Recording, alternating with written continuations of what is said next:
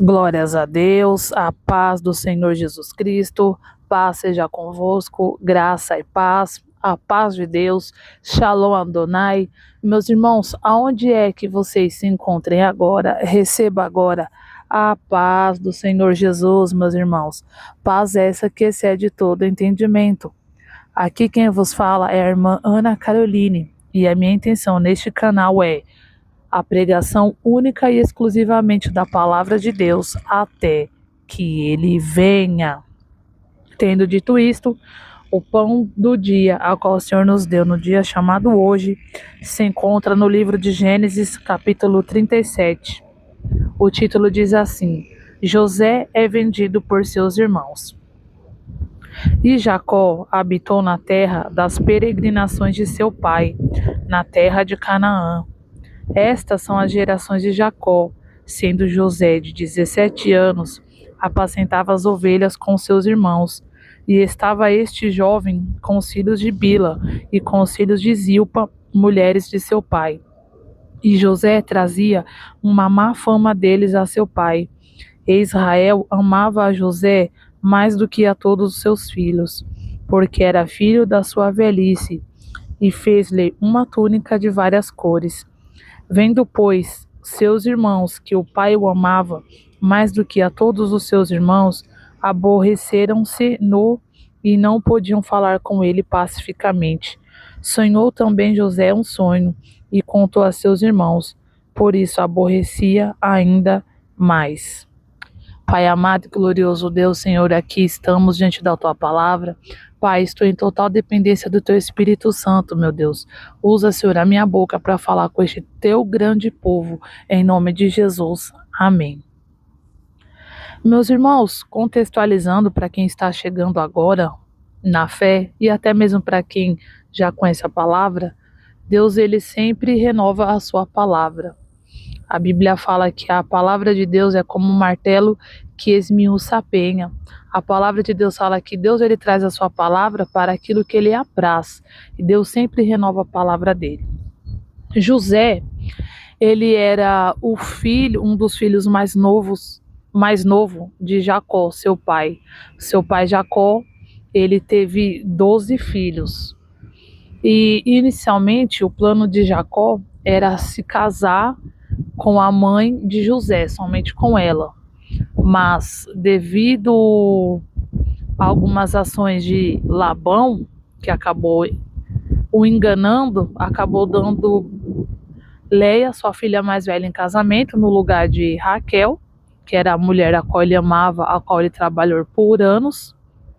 E depois Raquel, e depois cada uma das suas mulheres, tanto Raquel quanto Leia, entregaram as servas delas para poderem terem filho com Jacó.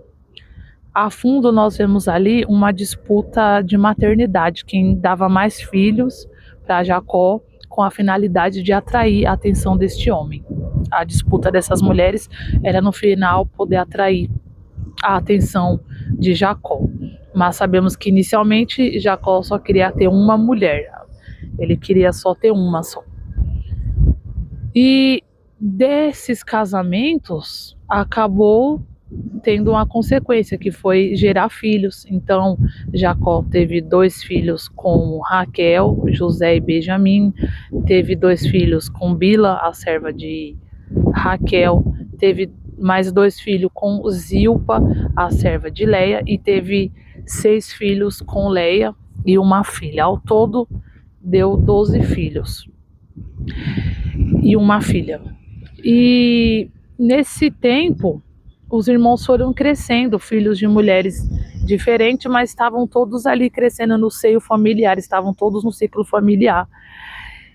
E a Bíblia fala que José, ele era o filho da mulher amada, que era Raquel. A Raquel era amada por Jacó. A Raquel foi a mulher a qual Jacó trabalhou 14 anos.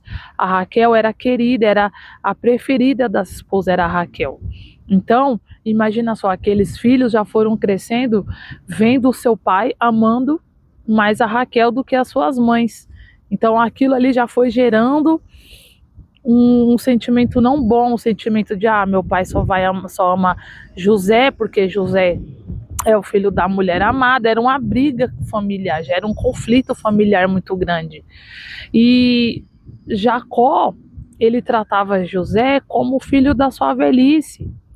Isso daí, para quem é pai, para quem é mãe e tem filhos com a faixa etária diferente, vai entender o ponto de vista de Jacó.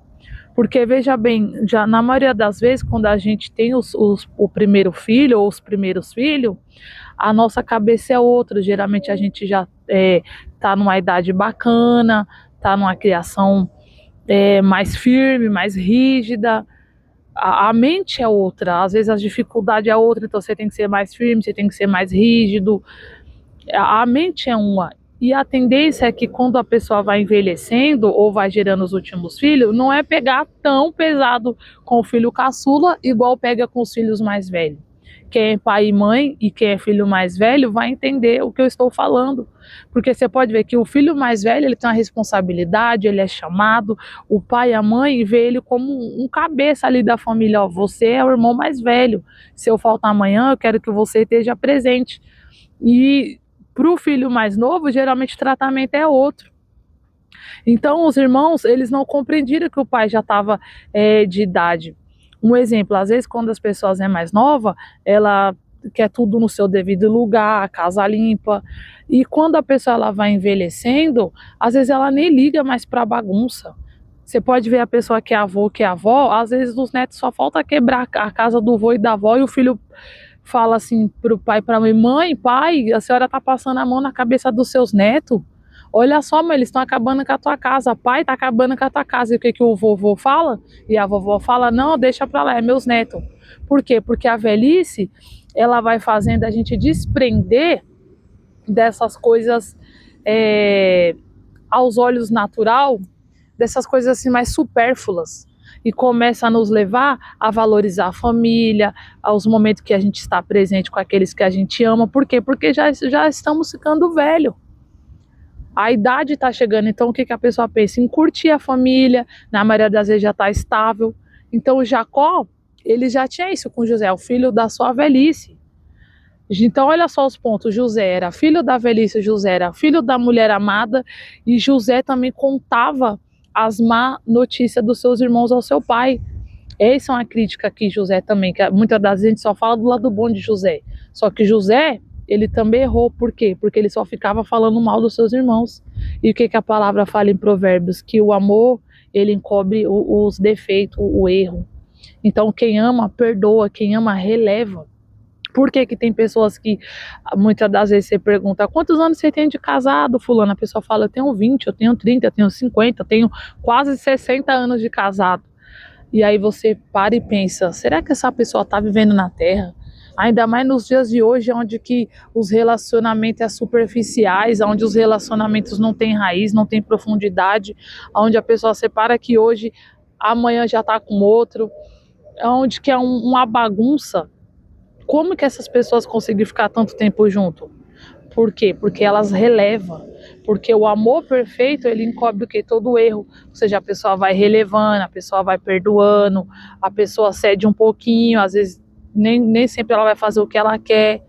Então José, ao invés de encobrir seus irmãos, não, falava tudo que seus irmãos faziam de errado. Olha lá, pai, ó, Rúben comeu uma ovelha sua. Ah, pai, Simeão, na hora de fazer a ronda da noite, a vigília da noite, ele dormiu. Ah, pai, Naftali estava bebendo vinho, ou seja, ele trazia os erros de seus irmãos. Ele não encobertava. E isso, meu irmão, foi enchendo os irmãos de José. Foi enchendo, aquilo ali foi enchendo. E ainda para melhorar, digamos assim, ele contava os seus sonhos. Ele falava: olha, hoje eu sonhei que o trigo, os feixes de trigo de vocês se curvavam, que o sol, a lua, as estrelas se curvavam, e aquilo ali ia enraivecendo os seus irmãos. Irmãos, o que nós temos que fazer? Nós temos que ser prudente. Nós temos que sempre observar os ambientes que a gente frequenta, os lugares que a gente vai, as pessoas que estão ao nosso redor. Ou seja, os irmãos de José começaram a se comparar. Olha lá, o pai fez uma túnica para José, e a gente: quando que você teve uma túnica, Simeão? Nunca. E você, Rubens, quando você teve uma túnica, você é o filho mais velho, nunca nem vi. Agora lá, o queridinho do papai. Então, meus irmãos, evita ficar expondo a sua vida pessoal, evita ficar expondo as suas conquistas, evita comparação em ambiente familiar, em ambiente de trabalho. Comparação não é bom para ninguém. Ninguém sabe da tua história a não ser você mesmo. Ninguém sabe do sapato que você veste a não ser você mesmo. Quem conhece as goteiras de dentro de casa é o dono da casa. Então evita se comparar com A, B e C. Você está, louvado seja o nome do Senhor, no tempo certo, na hora certa e no lugar certo. Tudo tem um tempo, tudo tem a hora. E quando é o tempo e é a hora, não tem diabo no inferno, não tem anjo no céu e não tem homem na terra que impeça aquilo que Deus tem para mim e para a tua vida. Então, a primeira lição aqui que nós estamos extraindo é: evita a comparação. Louvado seja o nome do Senhor, o nosso Deus. Evita ficar falando das pessoas A, B e C. Evita, irmãos, evita a fofoca. Ah, você tá sabendo? Não, não sei, eu tô muito ocupada. Ah, você viu fulano? Olha, o meu negócio aqui é com Deus, não sei da vida de ninguém. Eu quero buscar Deus e se concentrar na minha vida. Por mais que você saiba, a pessoa que está perguntando para você, na maioria das vezes, quer briga, quer confusão. Porque do mesmo jeito que ela está perguntando para você, ela poderia perguntar diretamente para a pessoa que ela está perguntando para você. Em vez de ficar perguntando para A e B, por que não vai direto na pessoa? Porque muitas das vezes as pessoas estão mal intencionadas. Davi sempre falava: Deus me livra do homem sanguinário, da língua mentirosa, da língua fraudulenta. Nós temos que orar, irmãos. Na oração do Pai Nosso, Jesus falou: livrai-nos de todo o mal, pedindo sempre a Deus livramento, misericórdia, agradecer quando a gente chega em casa e pedir quando a gente sai, porque é só Deus nos dias de hoje. Outra coisa, evitar ficar falando teus sonhos. Sabe por quê? Quem fica contando a vitória antes da caça, volta com a caça vazia. Volta de mãos vazias. Não conte seus sonhos, não conte seus projetos para quem não vai te ajudar. Muitas das vezes você vai contar, as pessoas vão te frustrar, vai jogar balde no seu projeto, vai falar palavra negativa, vai torcer por palavra negativa, vai jogar energia ruim. Então evita. Ei, a Bíblia fala que tinha milagres que Jesus fazia, ele falava: olha, não conta para ninguém, nem tudo tem que contar, nem tudo tem que expor.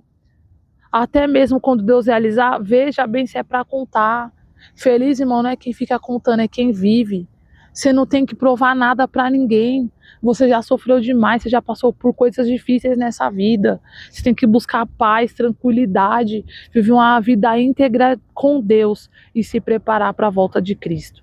Amém, meus irmãos?